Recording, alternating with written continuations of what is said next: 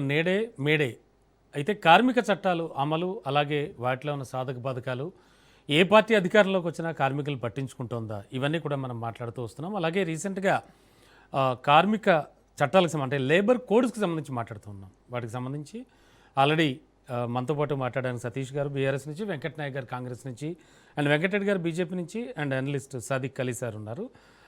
వెంకటరెడ్డి గారు బీజేపీ నుంచి. వెంకటరెడ్డి సార్, ఓవరాల్గా అంటే వీళ్ళంతా కార్మికులంతా అంటున్నది ఏంటంటే కార్మిక చట్టాలని దశాబ్దాల పోరాటాలతో మేము సాధించుకున్నాం.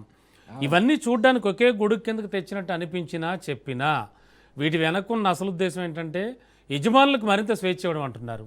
అంటే కార్మికుల్ని అసురక్షిత పరిస్థితుల్లోకి నెట్టడం, అలాగే కార్మిక సంఘాలు పని గంటలు పెరగడం, కనీస వేతనాల పెంపు లేకుండా చేయడం, ఇలా చాలా చాలా వీళ్ళ కంప్లైంట్స్ ఉన్నాయి. ఏమనిపిస్తోంది అసలు ఎందుకు ఈ లేబర్ కోడ్స్ ఏమనిపిస్తుంది? ఇప్పుడు ఒకటండి, మనం కార్మిక చట్టాలు కార్మిక ఉద్యమాల గురించి మాట్లాడాలనుకుంటున్నప్పుడు స్వాతంత్ర పోరాటం నుంచి ప్రపంచవ్యాప్తంగా వచ్చినటువంటి మేడే ఏదైతే చికాగోలో జరిగినటువంటి ఒక ఉద్యమ స్ఫూర్తిగా ఇలా మనం జరుపుకుంటున్నామో అందరికీ కూడా కార్మికులందరూ కూడా తెలంగాణ భారతదేశంలో ప్రపంచవ్యాప్తంగా ఉన్నటువంటి అందరూ కూడా శుభాకాంక్షలు మనం చెప్పవలసినటువంటి అవసరం ఉంది. ఒకటేమిటంటే ఒకనాడు ఉన్నటువంటి పరిస్థితి వేరు, ఈనాడు ఉన్నటువంటి పరిస్థితి వేరు. కార్మికుల హక్కులు, యజమానుల దోపిడీ, దురాగతాలు, ఆధిపత్యము, అణిచివేతలో నుంచి కార్మిక ఉద్యమాలు మనకు వచ్చినటువంటి సందర్భం కనపడుతున్నటువంటి ఏదైనా కానివ్వండి.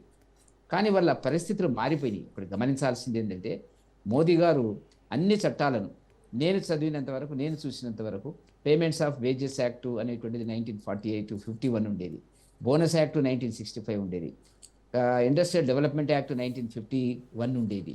అదేవిధంగా రకరకాల చట్టాలు రావడం జరిగింది దేశంలో. అది కాంగ్రెస్ పీరియడ్లో వచ్చినటువంటి పరిస్థితి.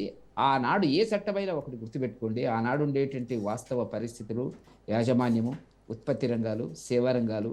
ఉత్పత్తి రంగాలు అధికంగా ఉండేది. మీరు హైదరాబాద్ చుట్టూ చూడండి, హెచ్ఎంటీ ఉండేది, బిహెచ్ఏలు ఉందనుకోండి, ఇప్పుడు ఈసీఏలు, ప్రాగా టూల్స్, ఆల్విన్స్, హెచ్ఏలు, రకరకాల దాంట్లో చాలా వరకు ఇవాళ హెచ్ఎంటీ బేరింగ్స్, ఇంకా మళ్ళీ రకరకాల ఫ్యాక్టరీలు కేంద్ర ప్రభుత్వం కానివ్వండి, రాష్ట్ర ప్రభుత్వాలు కానీ పెట్టినటువంటి సందర్భం ఉంది. వీటిల్లో నా దృష్టిలో ఉన్నంత వరకు ఒక ఈసీఏలు, డిహెచ్ఏలు అరకొరగా నడుస్తున్నటువంటి పరిస్థితి మనకు కనపడుతున్నట్టు. దీనికి మార్పు ఏంది అనేటువంటిది మనం ఆలోచించాలి. గతంలో ప్రభుత్వాలు ఒక మోడల్గా 1947లో అధికారం వచ్చిన తర్వాత ఫస్ట్ ప్రణాళిక, పంచవర్ష ప్రణాళిక 1951లో మనం ప్రారంభించినప్పుడు, నెహ్రూ గారు ప్రధానమంత్రిగా ఉన్నప్పుడు ప్రారంభించినప్పుడు, ఈ was influenced by the model of development of Russian మోడల్లో ఆయన కొంత వెళ్ళినటువంటి పరిస్థితి మనకు కనపడుతున్నటువంటిది. ప్రణాళికలు, పేదరికం ఉంది, విద్యాభ్యాసం లేదు, అనేక రకాల జాతులు, మతాలు ఈ దేశంలో ఉన్నాయి. ఇప్పుడిప్పుడే మనం ఇంకా ముందుకెళ్లాల్సినటువంటి అవసరం ఉంది అనేటువంటి దాని కింద పబ్లిక్ రంగ సంస్థలు ఆనాడు పెట్టాం. నేను 1973లో, మీకు తెలుసో తెలీదో, 1973లో ఉస్మానియా యూనివర్సిటీలో నేను జాయిన్ కావాలనుకున్నప్పుడు, ఎంకామ్లో జాయిన్ అయినప్పుడు నా ఆప్షన్, నాకు ఒక ఎమోషన్ ఏంటంటే పబ్లిక్ ఎంటర్ప్రైజెస్ ఎమోషన్నే నేను సెలెక్ట్ చేసుకోవడం జరిగినటువంటిది. నాలాంటి యువకుడు ఆనాడు దాని యొక్క పర్యవసానం, దాని యొక్క ప్రభావానికి గురి అయినటువంటి పరిస్థితి కనపడుతున్నటువంటిది. కాబట్టి ఒక పీరియడ్లో వచ్చిన మార్పులు, ప్రపంచవ్యాప్తంగా మార్పులు వచ్చినాయి. 1980లో పివి నరసింహారావు గారు ప్రధానమంత్రిగా ఉన్నప్పుడు ఎల్పిజి, లిబరలైజేషన్, ప్రైవేటైజేషన్, గ్లోబలైజేషన్ ఇది రావడం జరిగింది. నేను చూసినంత వరకు మీకు తెలియకపోవచ్చు కానీ 1975లో నేను గవర్నమెంట్ కాలేజీలో పనిచేస్తున్నప్పుడు, లెక్చరర్గా పనిచేస్తున్నప్పుడు మనకు స్కూటర్ కూడా దొరికేది కాదు. చేతక్ స్కూటర్ ఆయన ప్రచారంలో ఉంది. దాన్ని బుక్ చేస్తే, ఫారిన్ ఎక్స్చేంజ్ కింద బుక్ చేస్తే 8-10 సంవత్సరాలకు వచ్చేది. ఎల్పిజి సిలిండర్ మనం బుక్ చేస్తే 8-10 సంవత్సరాలకు వచ్చేది. ఇవాళ అట్లా పరిస్థితి లేదు. కాబట్టి ప్రపంచవ్యాప్తంగా వచ్చినటువంటి అనేక ఆర్థిక విధానాలు, సరళీకృత ఆర్థిక విధానాలు, ఈ ఎగుమతులు, దిగుమతులు, మ్యాన్ పవరు, ప్రోడక్ట్స్, ఇవన్నీ కూడా ఉత్పత్తికి సంబంధించినటువంటిది. మనకు ఒక దేశం నుంచి మరొక దేశానికి ఆనాడు రిస్ట్రిక్షన్స్ ఉన్నాయి. ఇప్పుడు మొనోపలిస్ మీకు తెలియదు కానీ ఎంఆర్టీపీ యాక్ట్ అని ఉండేది, మొనోపలిస్ ట్రేడ్ ప్రాక్టీసెస్ యాక్ట్ 1969. అంటే ఒక పారిశ్రామికవేత్త ఇంతకంటే అధిక మొత్తంలో పరిశ్రమలు పెట్టడానికి వీలు లేదు. ప్రభుత్వ రంగంలో ఉండే పరిశ్రమలు వేరు, ప్రభుత్వము ప్రైవేట్ ఉండేటువంటి పరిశ్రమలు వేరు, కేవలం ప్రైవేట్లో ఉండేటువంటి పరిశ్రమలు వేరు. ఇప్పుడు డిఫెన్స్ ఇండస్ట్రీస్, స్టీల్ ఇండస్ట్రీస్, ఇలాంటి పరిశ్రమలు ప్రభుత్వ రంగంలో ఉండాలనేది అన్నాడు. అందుకనే మనం చూసాం అన్నాడు దుర్గాపూర్ స్టీల్ ప్లాంట్ కానివ్వండి, ఇక్కడ విశాఖపట్నంలో కానివ్వండి, రకరకాల ప్లాంట్స్ నెహ్రూ గారి పీరియడ్లో, కాంగ్రెస్ పీరియడ్లో వచ్చినటువంటిది. ఇవాళ వాటి గురించి మాట్లాడితే అర్థం లేకుండా ఉంటుంది. ఎందుకంటే ప్రపంచం అనేది ఒక గ్లోబల్ విలేజ్ అయింది. గ్లోబల్ విలేజ్ అయిన తర్వాత ఎక్కడ ఏ వస్తువు తయారైనా కూడా అక్కడ ఎగుమతుల ద్వారా వెళ్ళడం జరుగుతున్నటువంటిది. ఇది సహజ సిద్ధంగా మార్పులు జరిగినటువంటిది. వినియోగదారులు ఇప్పుడు మనం చూస్తున్నాము, గత 12 సంవత్సరాలుగా టీఆర్ఎస్ గవర్నమెంట్ ఎగ్జాంపుల్ తీసుకోండి. టీఆర్ఎస్ గవర్నమెంట్, కాంగ్రెస్ గవర్నమెంట్ ఉంది. ఏ పరిశ్రమలు స్థాపించినారండి? ఏ పరిశ్రమ స్థాపించలేదని నేను విమర్శించడం లేదు వాళ్ళని. మారుతున్న పరిస్థితుల లోపల, ఆర్థిక విధానాలు మారుతున్న పరిస్థితుల లోపల సహజంగా మనం దావోస్ పోతున్నాం, యూరోపియన్ కంట్రీస్ పోతున్నాం. ముఖ్యమంత్రి గారు కేటీఆర్ గారు వెళ్ళినారు, మా దగ్గర పెట్టుబడులు పెట్టండి. ఇదే కదా మనం మాట్లాడుతున్నాం. సార్ అంటే ఈ లేబర్ కోడ్స్ లో చాలా లోపాలు ఉన్నాయి.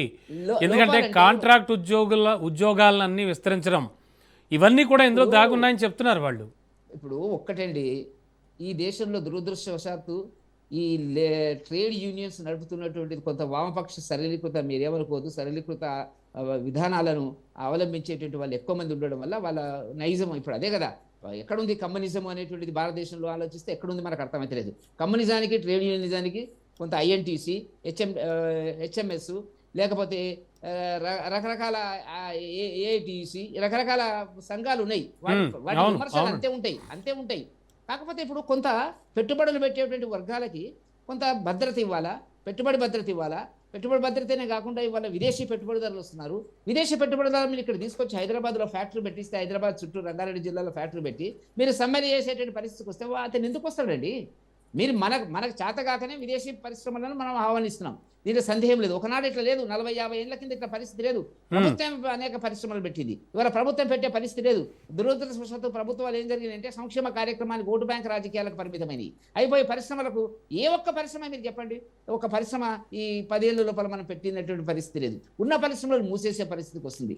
కాబట్టి ప్రపంచవ్యాప్తంగా వచ్చినటువంటి ఆర్థిక సరళీకృత విధానాలు, పెట్టుబడులు, ఉత్పత్తులు, ఎగుమతులు, దిగుమతులు, మ్యాన్ పవర్, ఇప్పుడు ఎక్కడంటే మన దేశంలో, ప్రపంచంలో ఉండే 100 దేశాల్లో మనం పనిచేస్తున్నాం, భారతీయులు పనిచేస్తున్నాం. అంటే లేబర్ కోడ్స్ ప్రవేశపెట్టడం అనేది కరెక్టే అంటారు. లేబర్ కోడ్స్ వాటికి పరిమితులు ఉన్నాయి. కార్మికులను దాడి పెట్టాలా, కార్మికులకు అన్యాయం చేయాలా, పేమెంట్కి సంబంధించినటువంటిది ఏం లేదు. కాకపోతే ఇప్పుడు సహజంగా ఏం జరుగుతుందో ఒక వర్షం చెప్తున్నాను నేను.